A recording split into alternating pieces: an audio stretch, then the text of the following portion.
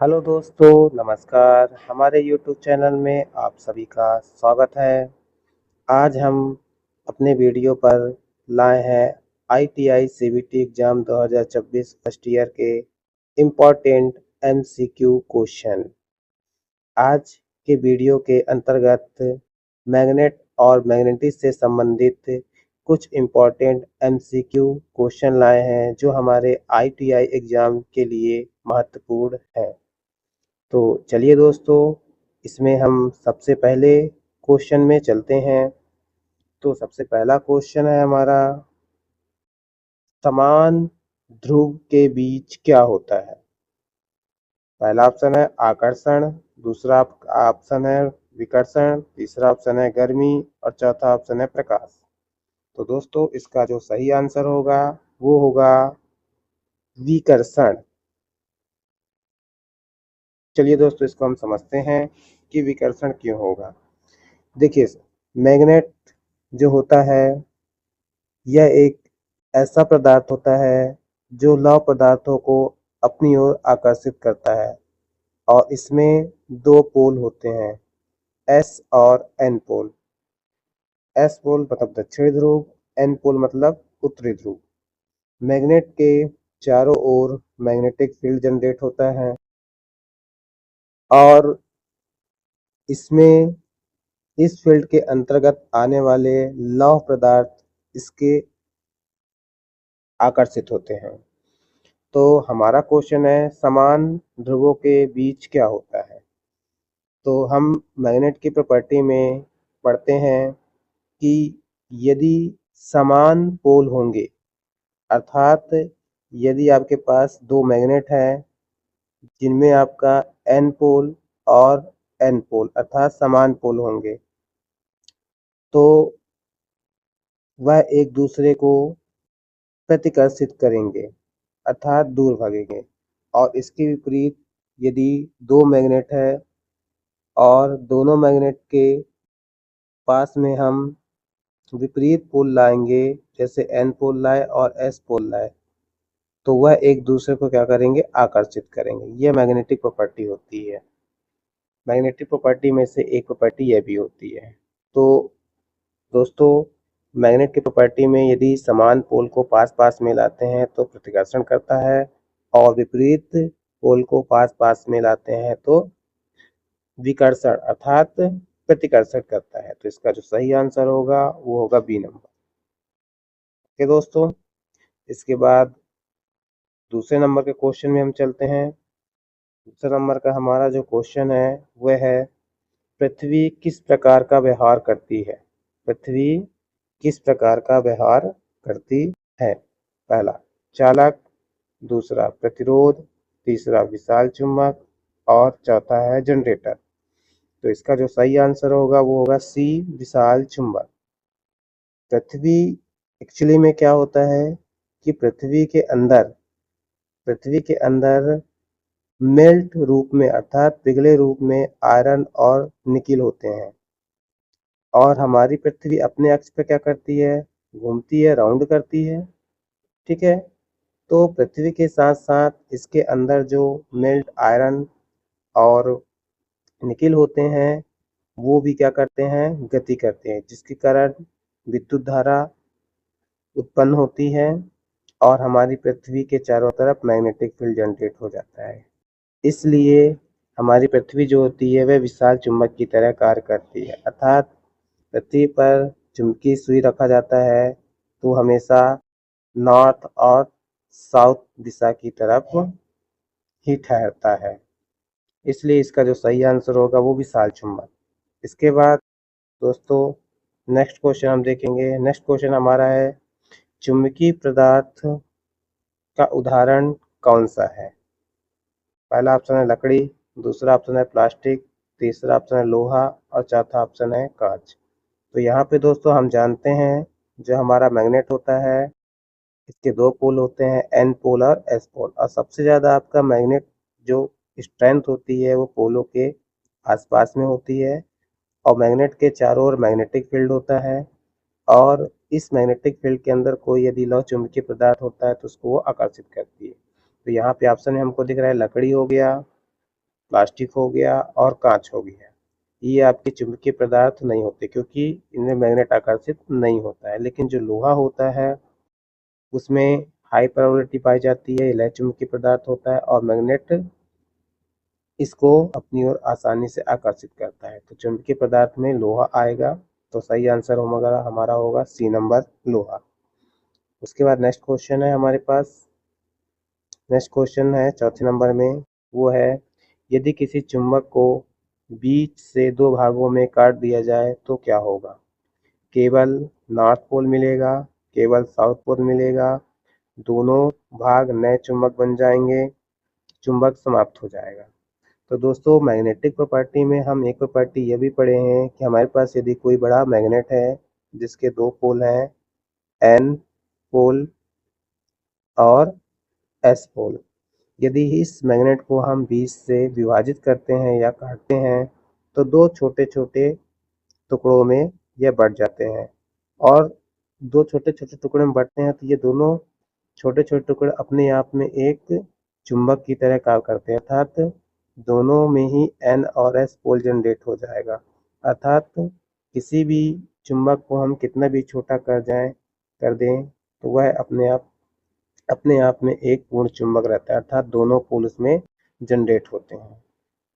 तो यहाँ पे जो आंसर होगा वो क्या होगा? सी नंबर, दोनों भाग नए चुंबक बन जाएंगे, अर्थात दोनों भाग नए चुंबक बन जाएंगे। तो आंसर आपका क्या होगा? सी नंबर। नेक्स्ट क्वेश्चन में देखते हैं दोस्तों, क्वेश्चन नंबर 5वां, इसमें है परमानेंट मैग्नेट बनाने के लिए किस पदार्थ का उपयोग किया जाता है? पहला ऑप्शन है सॉफ्ट आयरन, दूसरा ऑप्शन है सिलिकॉन, तीसरा ऑप्शन है हार्ड स्टील और चौथा ऑप्शन है कॉपर। तो यहाँ पे जो सही आंसर होगा वो होगा आपका हार्ड स्टील। देखिए दोस्तों, परमानेंट मैग्नेट आपका ऐसा मैग्नेट होता है जिसमें चुंबकीय गुण लंबे समय तक बना रहे, डीमैग्नेटाइज नहीं हो। तो यहाँ पे हमारा सिलिकॉन तो होगा नहीं, ये सेमीकंडक्टर मटेरियल होता है, कॉपर भी नहीं होगा क्योंकि ये चालक पदार्थ होता है, और सॉफ्ट आयरन नहीं होगा क्योंकि ये डीमैग्नेटाइज बहुत जल्दी होता है।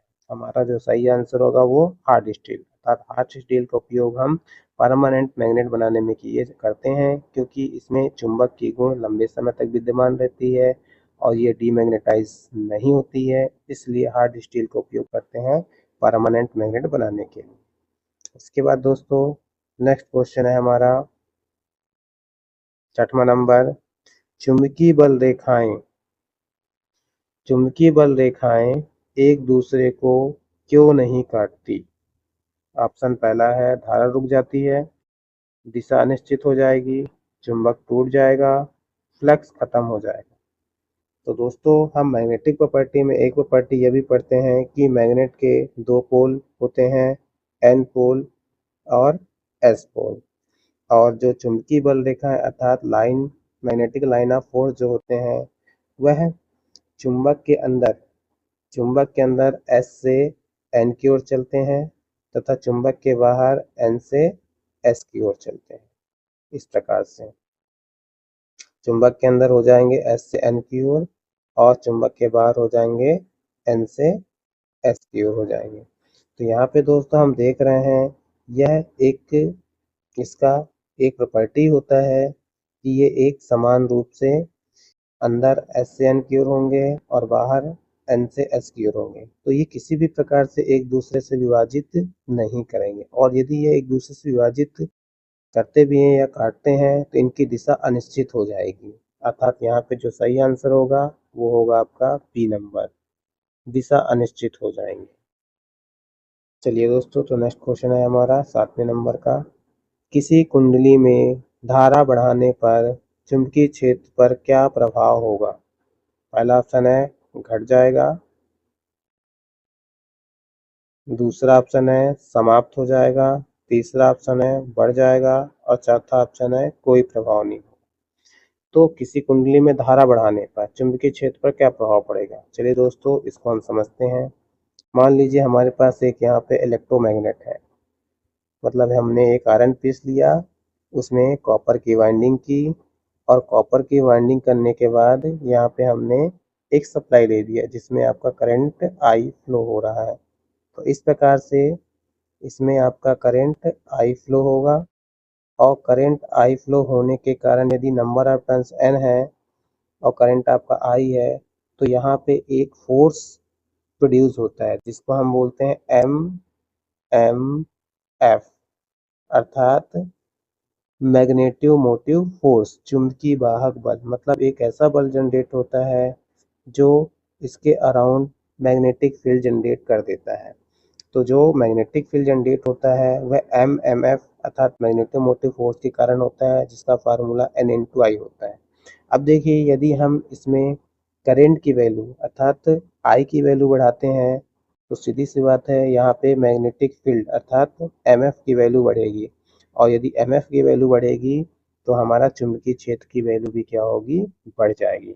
तो यहाँ पे हमारा जो सही आंसर होगा वो होगा आपका सी नंबर, कि यदि कुंडली में धारा बढ़ाएंगे तो चुंबकीय क्षेत्र हमारा बढ़ जाएगा। ओके दोस्तों, बहुत मजेदार क्वेश्चन था। उसके बाद नेक्स्ट क्वेश्चन है आपका 8वें नंबर में, फ्लेमिंग के दाहिने हाथ का नियम किसमें उपयोग होता है?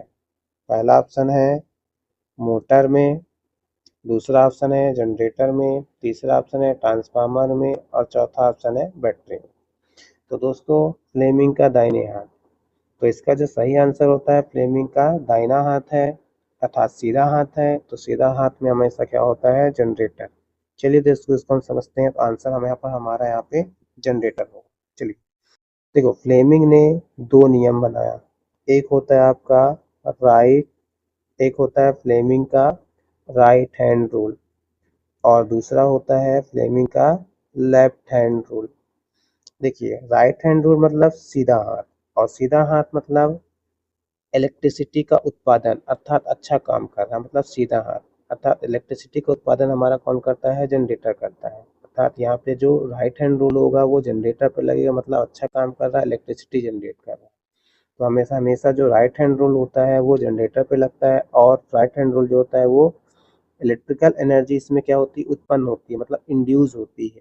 अर्थात इसमें हम ईएमएफ इंड्यूस की दिशा को निकालने के लिए उपयोग करते हैं। दूसरा हमारा जो नियम होता है फ्लेमिंग का वो होता है left hand rule. Left hand rule मतलब उल्टा हाथ और उल्टे हाथ का मतलब होता है कि ये इलेक्ट्रिकल एनर्जी की खपत करता है। जैसे एग्जांपल फॉर मोटर, मोटर हमारी इलेक्ट्रिकल एनर्जी लेता है और मैकेनिकल एनर्जी देता है। मैकेनिकल एनर्जी आपका देता है इलेक्ट्रिकल एनर्जी। तो यहाँ पे ये इलेक्ट्रिकल एनर्जी को खपत कर रहा है अर्थात एक प्रकार से कहा जाए तो कंज्यूम कर रहा है, मतलब ये उल्टा काम हो रहा है। तो यहाँ पे आपका लेफ्ट हैंड रूल जो लगता है वो मोटर में लगता है और यह मोटर में मोटर के घूमने की दिशा अर्थात चालक के घूमने की दिशा मतलब फोर्स की दिशा को ये रिप्रेजेंट करता है। मतलब फोर्स की दिशा निकालनी होती है तो फ्लेमिंग की हम लेफ्ट हैंड रूल लगाते हैं। तो हमको यहाँ पे समझ में आया होगा कि फ्लेमिंग के दाहिने हाथ और फ्लेमिंग के बाएं हाथ का नियम का उपयोग कहाँ किया जाता है। तो क्वेश्चन में हमारा यहाँ पूछा गया था कि फ्लेमिंग के दाहिने हाथ का नियम किसमें उपयोग होता है, तो यहाँ पे आंसर होगा आपका जनरेटर। मोटर के लिए फ्लेमिंग का लेफ्ट हैंड रूल हो जाएगा। ट्रांसफार्मर में आपका फैराडे लॉ लगता है जिसे हम म्यूचुअल इंडक्शन का सिद्धांत भी बोलते हैं, तो ट्रांसफार्मर भी नहीं होगा। और बैटरी, बैटरी हमारा विद्युत अपघटन प्रोसेस पर कार्य करता है अर्थात विद्युत अपघटन अर्थात इलेक्ट्रोलाइसिस प्रोसेस पर कार्य करता है। तो इसमें भी आपका किसी प्रकार का नियम नहीं लगेगा। हमारा जो सही आंसर होगा वो है जनरेटर। चलिए दोस्तों हम इसके बाद नेक्स्ट क्वेश्चन की बात करते हैं। हमारा 9वां नंबर का क्वेश्चन है, यदि किसी चालक में धारा की दिशा उलट जाए तो चुंबकीय क्षेत्र की दिशा क्या होगी? बहुत अच्छा क्वेश्चन है दोस्तों। तो पहला ऑप्शन है वही रहेगी, दूसरा ऑप्शन है समाप्त हो जाएगी, तीसरा ऑप्शन है उलट जाएगी और चौथा ऑप्शन है दुगनी हो जाएगी। तो दोस्तों यहाँ पे आपका किसी चालक में यदि करंट की दिशा उलट दी जाए तो क्या होगा, तो इसको समझते हैं दोस्तों हम। इसको समझने के लिए दोस्तों हम पहले एक यहाँ पे एरो बनाते हैं। एरो मतलब ये सामने के साइड हो गया जिसको हम पॉइंट से रिप्रेजेंट करते हैं और ये एरो का पीछे साइड हो गया जिसे हम क्रॉस से प्रदर्शित करते हैं।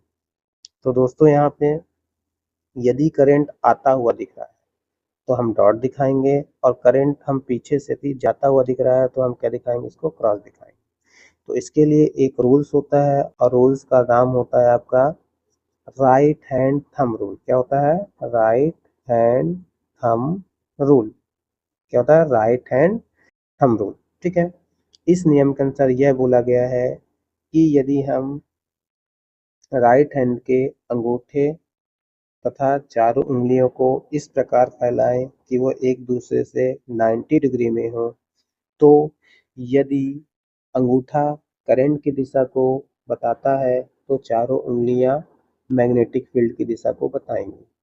तो दोस्तों, अंगूठा जो होगा यदि करंट की दिशा बता रहा है तो मान लीजिए हमारे पास ये कंडक्टर है, ये हमारा क्या है? कंडक्टर है, और इसमें करंट अभी क्या हो रहा है? अपवर्ड हो रहा है। इसमें करंट यदि अपवर्ड होगा, मतलब अंगूठे की दिशा यदि ऊपर होगी, तो इसकी जो मैग्नेटिक फील्ड की दिशा होगी कुछ इस प्रकार से होगी। कैसे होगी? इस प्रकार से। मतलब यहाँ पे करंट ऊपर होगा तो मैग्नेटिक फील्ड की दिशा क्या हो जाएगी? इस प्रकार से। यहाँ पे जैसे डायग्राम में दिखाया गया है इस प्रकार से। और यदि इसी करंट की दिशा को हम क्या कर दें? डाउनवर्ड कर दें अर्थात नीचे की तरफ कर दें, तो अंगूठा नीचे होगा तो मैग्नेटिक फील्ड की दिशा क्या हो जाएगी? अपोजिट, मतलब विपरीत हो जाएगी। तो यहाँ पे इस प्रकार से भी समझा जा सकता है कि यदि हम किसी चालक पर या कंडक्टर पर करंट की दिशा उलट दें, मतलब विपरीत कर दें, तो मैग्नेटिक फील्ड की दिशा क्या हो जाएगी? आपकी उलट जाएगी। तो यहाँ पे आंसर क्या होगा? 3 नंबर। इस क्वेश्चन को हम एक और तरीके से एक्सप्लेन मतलब बताते हैं। इसमें हम ऐसे ही बता सकते हैं कि यदि हमारा अंगूठा अर्थात करंट अंदर की तरफ जा रहा है, यदि करंट आप हमारा अंदर की तरफ जाएगा तो हम इसको क्या दिखा रहे हैं? क्रॉस दिखा रहे हैं।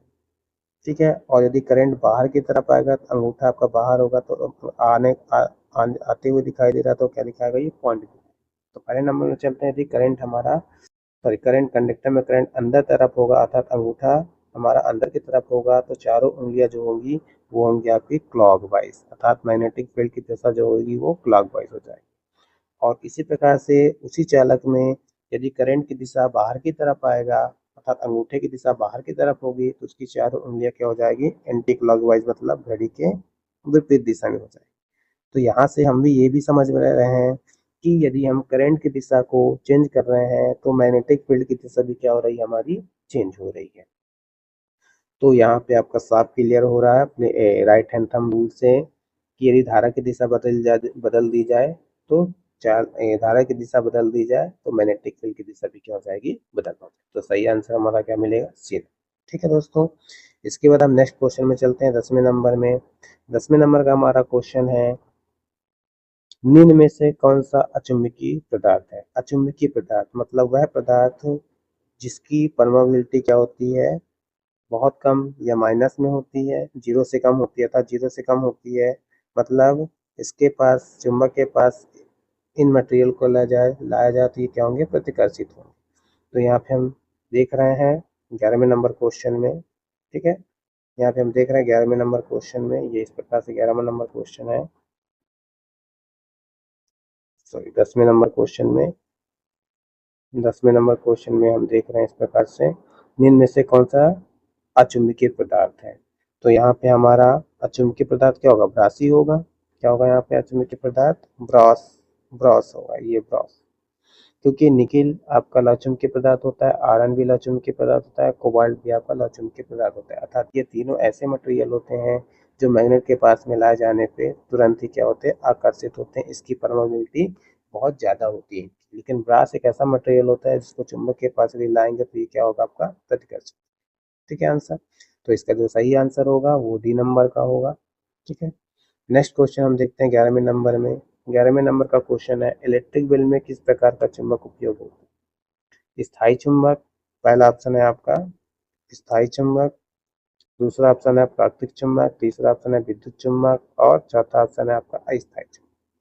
तो यहाँ पे जो इलेक्ट्रिक बिल होता है उसमें हम अस्थायी चुंबक को, ये सॉरी, ये आपका होगा, माफ करिए, इसका आंसर जो होगा वो विद्युत चुंबक मतलब इलेक्ट्रोमैग्नेट चुंबक होगा। क्योंकि इलेक्ट्रिक बिल में जैसे हम पुश बटन को ऑन करते हैं तो उसके अंदर इलेक्ट्रोमैग्नेट बनता है, और इलेक्ट्रोमैग्नेट बनने के कारण यह आयरन पीस को अपनी ओर आकर्षित करता है, जिससे उसका जो हथौड़ा होता है वो गोंग से टकराता है, और गोंग से टकराने के बाद वो बेल आपकी क्या करती है, आवाज़ करती है। लेकिन जैसे हम पुश बटन हटाते हैं, हटाते हैं, ठीक है, तो वहाँ पे आपका सप्लाई जाना बंद हो जाता है। इलेक्ट्रोमैग्नेट जो है वो एक प्रकार से मैग्नेट बनाना बंद कर देता है, और जो हथौड़ी होगी वो गोंग से नहीं टकराती, अर्थात आवाज़ नहीं आती है। तो कुल मिला के आपका जो इलेक्ट्रिक बिल होता है उसमें विद्युत चुम्बक का उपयोग किया जाता है दोस्तों।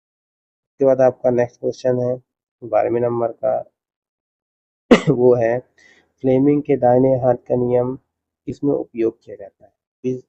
ये क्वेश्चन आपका रिपीट हो गया है दोस्तों, इसको हम इसको हम समझे हैं। इसमें आपका जनरेटर ही आंसर आपका सही होगा, इसमें आपका जनरेटर ही आंसर सही होगा। ठीक है, कि फ्लेमिंग के जो दाहिने हाथ का नियम होता है वो जनरेटर के लिए उपयोग होता है, मोटर के लिए नहीं होगा। मोटर के लिए आपका क्या होता है, बाएं हाथ का नियम। ट्रांसफार्मर में आपका फैराडे लॉ उपयोग होता है, और बैटरी आपका विद्युत अपघटन क्रिया पर डिपेंड होता है, अतः उस पर कार्य करता है। तो आंसर आपका इसका बी होगा। उसके बाद नेक्स्ट क्वेश्चन है आपका यदि धारा शून्य हो जाए तो इलेक्ट्रोमैग्नेट यदि धारा शून्य हो जाए तो इलेक्ट्रोमैग्नेट क्या होगा। पहला ऑप्शन है परमानेंट मैग्नेट बन जाएगा, दूसरा ऑप्शन है चुंबक हो जाएगा, तीसरा ऑप्शन है शक्तिशाली हो जाएगा, और चौथा ऑप्शन है गर्म हो जाएगा। तो दोस्तों इसके पहले हम देख चुके हैं कि ये आपका आयरन पीस है, इसमें हमने क्या किया, कॉपर की वाइंडिंग कर दी है, और इस कॉपर की वाइंडिंग करने के बाद इसमें हम आई करंट फ्लो करवाएंगे, इसका नंबर ऑफ टर्न्स एन है। तो यहाँ पे एक फोर्स जनरेट होता है जिसे हम बोलते हैं M F, magneto motive force जो होता है आपका एन इंटू आई। अब देखिए यदि दोस्तों इसमें हम करंट की वैल्यू यदि जीरो कर दिया था, आई की वैल्यू इसमें जीरो कर देते हैं, तो यदि ये जीरो होगा आई की वैल्यू, तो पूरा हमारा एम एफ क्या हो जाएगा, आपका जीरो हो जाएगा। और यदि एम एफ जीरो हो जाएगा तो मैग्नेटिक फील्ड भी क्या हो जाएगा, आपका जीरो होगा, और वो मैग्नेटिज्म बिल्कुल खो देगा। तो यहाँ पे जो हमारा सही आंसर होगा वो बी नंबर होगा, कि यदि करंट फ्लो बंद हो जाए तो मैग्नेटिक फील्ड बनाना समाप्त हो जाए। ठीक है, बनना समाप्त हो जाएगा। नेक्स्ट क्वेश्चन है आपका यदि किसी चुंबकीय पदार्थ की पारगम्यता अधिक हो तो क्या होगा। पारगम्यता क्या होता है, पहला ऑप्शन है आपका फ्लक्स फ्लक्स कम बनेगा, दूसरा ऑप्शन है फ्लक्स आसानी से प्रभावित होगा, रेजिस्टेंस बढ़ेगा, वोल्टेज घटेगा। तो दोस्तों यहाँ पे रेजिस्टेंस घटेगा, वोल्टेज घटेगा, ये ऑप्शन तो होंगे नहीं, इलेक्ट्रिकल सर्किट में होता है, और हम यहाँ पे बात कर रहे हैं मैग्नेटिक सर्किट की। चलिए, तो यहाँ पे पारगम्यता का मतलब होता है परमाबिलिटी, और हम जानते हैं दोस्तों जिस पदार्थ की परमाबिलिटी ज़्यादा होती है उसमें मैग्नेटिक प्रॉपर्टी ज़्यादा पाई जाती है। अर्थात यदि किसी पदार्थ का पारगम्यता अर्थात परमेबिलिटी ज़्यादा होगी उसमें मैग्नेटिक फील्ड और ज़्यादा बनेगा, और फ्लक्स आसानी से प्रभावित होगा। तो इसका जो सही आंसर होगा वो बी नंबर होगा दोस्तों। नेक्स्ट क्वेश्चन की बात करते हैं ट्रांसफार्मर कोर में किस प्रकार की हानि को कम करने के लिए लेमिनेशन की जाती है। पहला ऑप्शन है आपका कोर लॉस को, दूसरा ऑप्शन है ईडी करंट लॉस को, तीसरा ऑप्शन है मैकेनिकल लॉस को, और चौथा ऑप्शन है फ्रिक्शन लॉस को। तो जो दोस्तों ट्रांसफार्मर होता है, ये जैसे आपका ट्रांसफार्मर का हमने कोर बनाया, ये ट्रांसफार्मर है, और ट्रांसफार्मर के कोर को इस प्रकार से क्या करते हैं, इंसुलेशन लेमिनेशन करके बनाते हैं। इंसुलेशन लेमिनेशन करके बनाने का मुख्य उद्देश्य हमारा क्या होता है, कि यदि हम कोर का इंसुलेशन यदि हम बढ़ाएंगे तो कोर का रेजिस्टेंस बढ़ेगा, और यदि कोर का रेजिस्टेंस बढ़ता है तो उसमें लीकेज होने वाला करंट की वैल्यू क्या हो जाएगी, आपकी कम हो जाएगी। अर्थात लीकेज करंट मतलब ईडी करंट कम हो जाएगी, और ईडी करंट यहाँ में यदि आपका लीकेज करंट कम होगा तो सीधी सी बात है कोर आपका हीट कम करेगा, मतलब लॉस कम होगा। तो एडी करंट के कारण होने वाले लॉस को हम एडी करंट बोलते हैं। तो यहाँ पे एडी करंट ही कम फ्लो होगा तो एडी करंट लॉस भी का कम होगा, क्योंकि कोर का रेजिस्टेंस क्या हो जाता है, ज़्यादा हो जाता है लेमिनेशन करने से। तो जिसका जो सही आंसर होगा वो होगा एडी करंट लॉस को कम करने के लिए कोर को हम इंसुलेशन लेमिनेशन करके बनाते हैं। तो राइट आंसर आपका बी नंबर। ठीक है दोस्तों, उसके बाद हम चलते हैं नेक्स्ट क्वेश्चन में आपका मैग्नेटिक सर्किट में एमएमएफ का पूरा नाम क्या है। मैग्नेटिक सर्किट में एमएमएफ का पूरा नाम क्या है। पहला है मैग्नेटिक मोटिव फोर्स, दूसरा है आपका पहला ऑप्शन आपका क्या है, मैग्नेटिक मोशन फोर्स, दूसरा ऑप्शन है मैग्नेटिक मोटिव फोर्स, तीसरा ऑप्शन है मैक्सिमम मैग्नेटिक फ्लक्स और चौथा ऑप्शन है मैग्नेटिक मेन फोर्स। तो दोस्तों इसके पहले ही मैंने बताया है कि किसी भी हम जब इलेक्ट्रोमैग्नेट बनाते हैं तो हम जब बाइंडिंग करते हैं तो इसमें आप करंट आई फ्लो करवाते हैं, नंबर ऑफ टर्न्स होता है। तो यहाँ पे आपका क्या बनता है, एक बल बनता है जो मैग्नेटिक फील्ड बनाने का कार्य करता है, जिसका क्या नाम है, एम एफ। और यही एमएफ का पूरा नाम क्या होता है, मैग्नेटिक मोटिव फोर्स, जो पूरा इसका पूरा नाम होता है। तो इसका जो सही आंसर होगा एमएफ का, वो होगा आपका मैग्नेटिक मोटिव फोर्स। एमएफ का जो फार्मूला होता है वो होता है एमएफ बराबर एन इंटू आई, जहाँ पे एन क्या होता है, कॉइलों की संख्या अर्थात नंबर ऑफ टर्न्स, और आई जो होता है वो करंट एम्पियर। ओके दोस्तों, चलिए तो नेक्स्ट क्वेश्चन देखते हैं दोस्तों। 17वां नंबर, निम्न में से फेरोमैग्नेटिक पदार्थ है, निम्न में से कौन फेरोमैग्नेटिक पदार्थ है। पहला ऑप्शन है कॉपर, दूसरा एल्युमिनियम, तीसरा आयरन और चौथा ब्रास। तो यहाँ पे दोस्तों कॉपर जो होता है वो कंडक्टर मटेरियल है, ब्रास भी आपका एक प्रकार से कंडक्टर मटेरियल, एल्युमिनियम भी आपका कंडक्टर मटेरियल। तो ये तीनों आपके क्या होते हैं, अर्धचुंबकीय पदार्थ होते हैं। जो आयरन होगा वो आपका क्या होगा, फेरोमैग्नेटिक मतलब लौ चुंबकीय पदार्थ, क्योंकि हम आयरन को चुंबक के पास ले जाएंगे तो ये आसानी से क्या हो जाएगा, आयरन इससे आकर्षित हो जाएगा। ठीक है, क्योंकि इसकी पावरबिलिटी क्या होती है, बहुत ज़्यादा होती है। तो ये जो सही आंसर होगा वो होगा आपका सी नंबर। ओके दोस्तों, उसके बाद आपका नेक्स्ट क्वेश्चन है, चुंबकीय क्षेत्र में रखे धारावाहक चालक पर बल किस नियम से ज्ञात होता है। चलिए दोस्तों, इसका पहला ऑप्शन है इसमें फ्लेमिंग लेफ्ट हैंड रूल। पहला ऑप्शन क्या है इसमें, फ्लेमिंग, इसका पहला ऑप्शन है फ्लेमिंग लेफ्ट हैंड रूल, दूसरा ऑप्शन है राइट हैंड थंब रूल, तीसरा ऑप्शन है लेंज लॉ, चौथा ऑप्शन है कूलम्ब। तो यहाँ पे दोस्तों हम देख रहे हैं, ये मान लीजिए आपका एक मैग्नेटिक फील्ड बना हुआ है इस प्रकार से, जिसमें आपका एन और ये एन पोल और ये एस पोल है, जिसमें मैग्नेटिक फील्ड बना हुआ है। ठीक है, अब यहाँ पे हम मान लीजिए कोई कंडक्टर रखते हैं इस प्रकार से। ठीक है, और ये इसमें जो इस कंडक्टर में जो बल प्रोड्यूस होगा, उस बल या फोर्स की दिशा निकालने के लिए हम क्या करते हैं, फ्लेमिंग के लेफ्ट हैंड रूल का उपयोग करते हैं, जिसका उपयोग किसमें होता है, मोटर में। किसमें होता है, मोटर में होता है दोस्तों। ठीक है, तो यहाँ पे सही आंसर होगा ए नंबर, फ्लेमिंग का left hand rule. Next question चलते हैं दोस्तों। चुंबकीय परिपथ में रिलक्टेंस किसके समान होती है।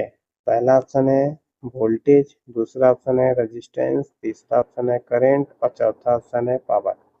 तो दोस्तों यहाँ पे जो सही आंसर होगा वो हो जाएगा आपका रेजिस्टेंस अर्थात बी नंबर। चलिए इस क्वेश्चन को समझते हैं हम। देखिए यहाँ पे आपका एक जो सर्किट होता है वो होता है इलेक्ट्रिकल सर्किट, एक होता है आपका इलेक्ट्रिकल सर्किट और दूसरा होता है मैग्नेटिक सर्किट। मैग्नेटिक सर्किट, देखिए इलेक्ट्रिकल सर्किट में एक होता है इलेक्ट्रिकल सर्किट और दूसरा होता है मैग्नेटिक सर्किट। इस प्रकार से इलेक्ट्रिकल सर्किट में जिस प्रकार कंडक्टर में आपका करंट फ्लो होता है, उसी प्रकार मैग्नेटिक सर्किट में कोर पर फ्लक्स फ्लो होता है, अर्थात जो फ्लक्स होता है वो करंट के समानुपाती। उसी प्रकार इलेक्ट्रिकल सर्किट में करंट के मार्ग में जो रुकावट डालता है उसे हम क्या बोलते हैं, प्रतिरोध। क्या बोलते हैं, प्रतिरोध। और उसी प्रकार से मैग्नेटिक सर्किट के पाथ में या कोर में जो फ्लक्स के मार्ग में रुकावट डालता है उसे हम बोलते हैं क्या, रिलक्टेंस। क्या बोला जाता है, रिलक्टेंस, जिसे हम एस से प्रदर्शित करते हैं। किस पर करते हैं, एस। तो यहाँ पे देख रहे हैं कि रिलक्टेंस जो है किसके समान है। इस प्रकार फ्लक्स को रिलक्टेंस रोकने का काम करता है, अपोज करता है, उसी प्रकार करंट को रोकने का काम कौन करता है, रेजिस्टेंस। तो इसका जो सही आंसर होगा दोस्तों वो बी नंबर आपका रेजिस्टेंस। चलिए दोस्तों, आज के वीडियो का लास्ट और अंतिम क्वेश्चन देखते हैं। चुंबकीय प्रेरण के नियम किस वैज्ञानिक ने दिए। पहला ऑप्शन है आपका न्यूटन, दूसरा ऑप्शन है ओम, तीसरा ऑप्शन है फैराडे और चौथा ऑप्शन है आइंस्टीन। तो यहाँ पे हम जानते हैं न्यूटन जो होता है बल से संबंधित होता है, ये हो नहीं सकता है। ओम जो होता है वो क्या होता है, ओम का नियम होता है जो करेंट, वोल्टेज और रेजिस्टेंस के बीच संबंध दर्शाता है, तो ये भी होगा नहीं। आइंस्टाइन, ये भी वैज्ञानिक ने इससे किसी प्रकार से संबंधित नहीं है। और जो फैराडे होता है, फैराडे का नियम आपका इलेक्ट्रोमैग्नेटिक इंडक्शन से संबंधित होता है। फैराडे ने दो नियम बनाए थे और इसी से संबंधित क्या होता है आपका अननोन प्रेरण और स्वप्रेरण होता है। इंडक्शन का ही प्रिंसिपल होता है। तो फैराडे ने इस नियम को दिया है, इसको हम चुंबकीय प्रेरण का नियम कहते हैं। तो दोस्तों देखिए, हमने आज मैग्नेट और मैग्नेटिक से संबंधित 20 क्वेश्चन किए। दोस्तों यदि आज का यह वीडियो पसंद आया हो तो इसको लाइक, सब्सक्राइब और शेयर जरूर करें दोस्तों। चलिए दोस्तों, आज के लिए काफ़ी है। उसके बाद हम नए वीडियो में नए टॉपिक के साथ कुछ इसी प्रकार से इम्पोर्टेंट एमसीक्यू क्वेश्चन लाएंगे जो हमारे ITI CBT एग्जाम 2026 के लिए इम्पोर्टेंट होंगे दोस्तों। ठीक है दोस्तों, नमस्कार, धन्यवाद, गुड नाइट।